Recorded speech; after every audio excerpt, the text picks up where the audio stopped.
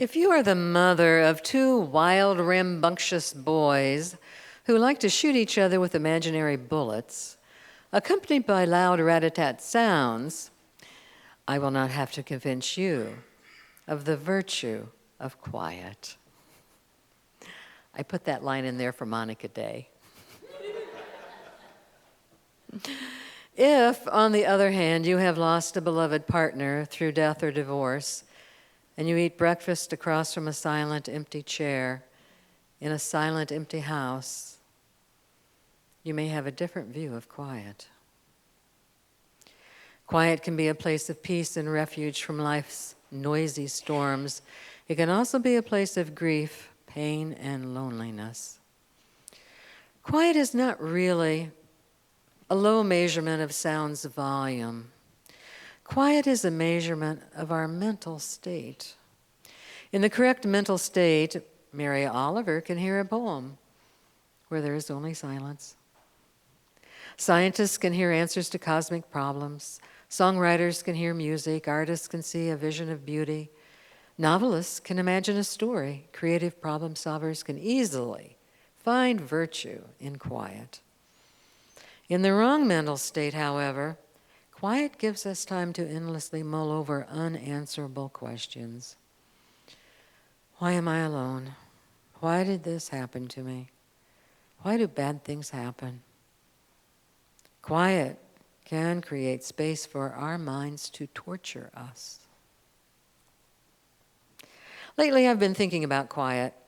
My mother and her mother before her always advised that one should try to find the silver lining in dark times. They seemed to believe that was the secret to surviving life's traumas. So I've been wondering if I could find some kind of virtue in the quietness of empty, silent chairs. Some kind of positive compensation for the loss of the sounds that surrounded me for 48 years of marriage. Could I find a silver lining? I grew up in a Quaker church in central Indiana. Modern Quaker services include a rather lengthy quiet time, a relic from the early history of Quakerism when men and women sat on different sides of the church and the entire service consisted of silent meditation. If you've ever seen the movie Friendly Persuasion, you may remember such a church service. They called it meeting. We go to meeting. As a child, I remember my mother admonishing me to be especially still during quiet time, which seemed to last at least half an hour according to my immature sense of time. It was probably more like 5 or 10 minutes, but that's still a long time when nothing is happening and no one is talking and life is even more boring than usual. Quakerism was a religion invented for those who like to live within our own minds, where we can explore ideas, meditate on the meaning of a verse or poem, where we can discover new connections between unrelated ideas, where we can relish the chance to ruminate over a sentence without disturbance, where we can come away from a period of silence refreshed and calmed, and even enlightened. Quakerism was not invented for wiggly little boys like my brother, who experienced quiet time as torture, where natural energy was strangled, where almost no outside stimulation appeared to ease your misery, where boredom evolved from the early stage of irritation to the final stage of insanity. Insanity especially for my mother, as she endeavored to contain my brother silently with minimum motion. Quakerism was invented for introverts, not extroverts. On the other hand, evangelical Christianity could not survive without highly extroverted leaders who enthusiastically engage reluctant converts. To be a successful witness for Christ, one must project a confident image, an assurance that God's answers are the right answers. One must be social, mingle with people, draw them out, bring them to Christianity in order to save them from eternal damnation. Ministers are expected to clap and sing along with more popular versions of inspirational music. A prospective minister who does not score in the extroverted range on the Myers-Briggs test need not apply at top evangelical churches. Adam McHugh, an evangelical pastor, is the odd introvert trying to do God's work in a community where the emphasis is on participating in more and more programs, events, and social gatherings to reach as many people as possible. There is guilt and a sense of failure when a pastor chooses not to work constantly, to waste even one chance to save someone's soul. If you don't love Jesus out loud, you must not really love Jesus. McHugh struggled trying to stretch his introverted nature into an environment where he did not feel comfortable. He eventually wrote a book about his challenges. And in that book, he argued that evangelicalism means listening as well as talking, and that churches should incorporate more silence as an alternative way to provide a quieter path to God. He was advocating the virtue of quiet. Author Susan Cain has a wonderful memory of her grandfather, a rabbi from Brooklyn, New York. On his way to synagogue, her grandfather would greet each passerby, gently praising this child's brains or that one's height or that one's command of current events. Kids adored him. Businessmen respected him. Lost souls clung to him.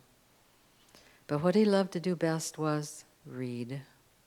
In his small apartment where, as a widower, he had lived alone for decades, all the furniture had yielded their original function to serve as a surface for piles of books. Her grandfather would sit beneath a halo-shaped fluorescent light at his tiny kitchen table, sipping Lipton tea and snacking on marble cake, a book propped open on the white cotton tablecloth. In his sermons, each a tapestry of ancient and humanistic thought, he'd share with his congregation the fruits of that week's study. He was a shy person who had trouble making eye contact with his audience. But he was so bold in his spiritual and intellectual explorations that when he spoke, the congregation swelled to standing room only. When he died at the age of 94, after 62 years at the pulpit, see if you can do that, Jen. The NYPD had to close the streets of his neighborhood to accommodate the throngs of mourners. He had no best-selling books like evangelical pastor Rick Warren, nor did he have any Jumbotron projection equipment in his place of worship, like the Saddleback Church, where Rick Warren preaches. Nevertheless, he was a successful religious leader who thrived alone in quiet. As an introvert myself, I appreciate the quiet path. When I began school, I noticed almost immediately that I was different. Other kids seemed to find it easy to be friendly, social, and active in group activities. I stood apart at a safe distance to observe and contemplate the chaos.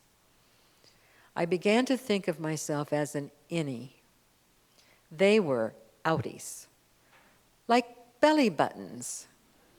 People are like belly buttons. Some are innies and some are outies. Imagine my surprise when I was introduced to the terms introvert and extrovert years later. I congratulated myself for discovering the same concepts as a child, concepts I would have never discovered if I wasn't an introvert who tended to be more reflective and thoughtful. I grew up under the influence of a popular culture that rewarded extroverted behavior. Historian Warren Sussman has labeled the early 1900s in America as having a culture of personality in which people strove for being attractive, forceful, energetic, dominant, magnetic, fascinating. By the 1920s and 30s, people were obsessed with movie stars, and advertisements always showed attractive, self-assured models. Child guidance experts in the 1920s pushed the notion that children should develop winning personalities. The emphasis was not on building character. Boy, I think we should get back to that one. Personality was in style.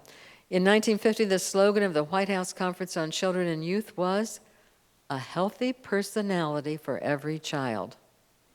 Well-meaning parents in the mid-century often tried to overhaul their quiet children into more outgoing, popular kids. For years, introverted people who love quiet and need time to recover from too much stimulation have been made to feel they were failures. They are often ignored and passed over for promotions in business. Remember the story of Dale Carnegie? He was an insecure, unathletic son of a poor pig farmer who turned himself into a successful salesman and public speaker. He founded the Dale Carnegie Institute to teach people how to present themselves with confidence. I guess the institute is still around. The key element in being a successful businessman, according to Dale Carnegie. The ideal of an extroverted salesman was created by Dale Carnegie. We Americans are attracted to extroverts. The more outward confidence a politician shows, the more likely we are to vote for him. Big, flamboyant, over-the-top promises uttered from the bragging mouth of a politician who exudes success and dominance is likely to cause many voters to swoon in his favor. Poor Al Gore, who would naturally prefer to study issues like climate change, struggled to perform in big public social gatherings. His aides learned to schedule downtime for him after such events because he needed time to recover, a characteristic of many introverted people.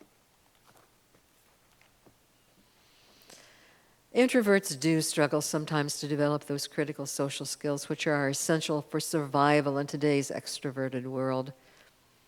Here's an example.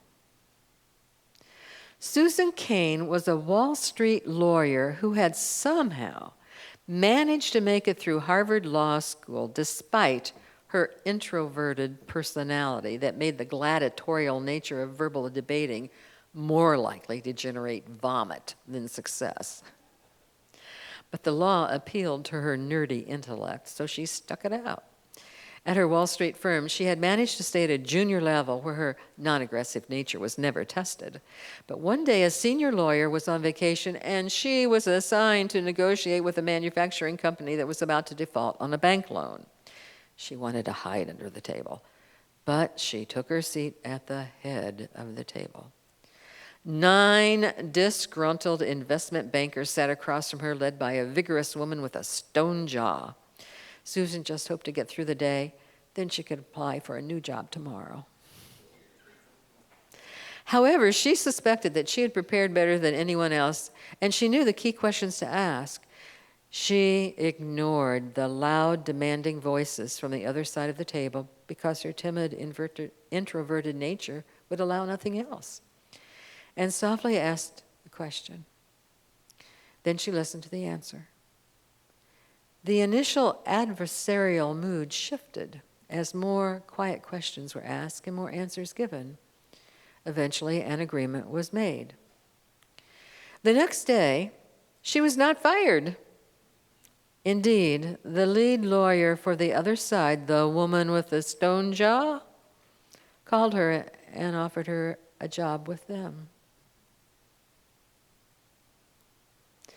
Another similar success story is about John Burkhoff. As a junior in high school in the summer of 1999, he began selling Cutco knives door to door as a part-time job. Within the first 8 weeks, he had sold $50,000 worth of knives. By the year 2000, when he was still in high school as a senior, he earned $135,000 in commissions. How did he do it? John was a typical introvert, lean, wiry, with sharply etched nose and cheekbones, thoughtful expression and glasses. Not the most popular kid in school. In fact, he was too socially awkward to eat lunch in the cafeteria. He ate lunch in the library, which was a good place for introverts to hide.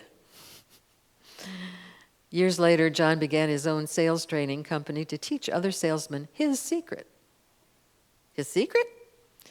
He didn't pelt customers with a slick sales pitch.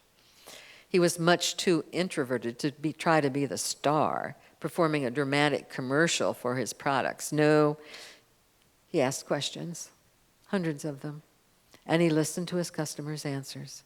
He directed the attention away from himself. He discovered that people bought his knives when they felt he understood their problems, when he made them the star. He did not approach his customers in a persuasive role, but rather in an advisory role. I think it's fascinating that two people working in fields where extroverts are usually the top dogs found unexpected success by taking the unusual path of just being quiet, long enough to listen to the answers other people gave. I wonder if it's possible for those extroverted politicians to gain some unexpected success too, if they just listened to Americans instead of spouting their own opinions. People who listen to quiet sometimes hear amazing things. Cindy Landrum shared one of them years ago from this pulpit. She spoke about Viktor Frankl, who spent years in a Nazi prison camp. You probably have heard of him, you may remember. Thankfully, he survived and wrote about finding a way for his spirit to flourish by experiencing meaning and love in his absolutely horrid circumstances. Frankl wrote about a young woman he met in the infirmary who was dying. She was lonely, lost from her family, facing death, yet she was grateful. I am grateful that fate has hit me so hard, she told Frankl. In my former life, I was spoiled and did not take spiritual accomplishments seriously. Although she was alone in her deathbed, she had befriended the only living creature she could see, a chestnut tree just outside her window. This tree is the only friend I have in my loneliness, she told Frankl. She said she often talked to the tree. He hesitantly asked if the tree ever talked back to her. She said it did. It said, I am here. I am here. I am life. Eternal life. What do I hear when I am quiet? I hear questions about life and death, about love and hate, about purpose and meaning, about certainty and uncertainty, about lots of things. Questions that help distract me from missing the sounds that once filled my life. Questions that would have been impossible to explore in my previous busy, demanding life. Questions that sometimes fill my mind with ideas and my life with, well, an interesting journey.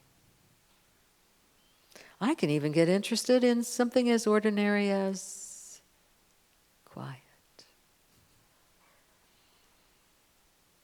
Finding virtue in quiet is different for each of us, I think. Some of us may even fear quiet, afraid of unwanted memories seeping out of our minds to poison our current lives.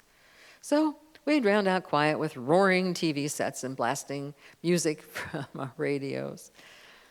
Perhaps if we were quiet long enough, we might actually solve the problems that cause us to need to drown out our lives with noisy TVs. Who knows? Who knows what treasures quiet will reveal, what revelations wait for us in silence. Some of us in moments of quiet may even hear trees talking, telling us secrets that will change our lives.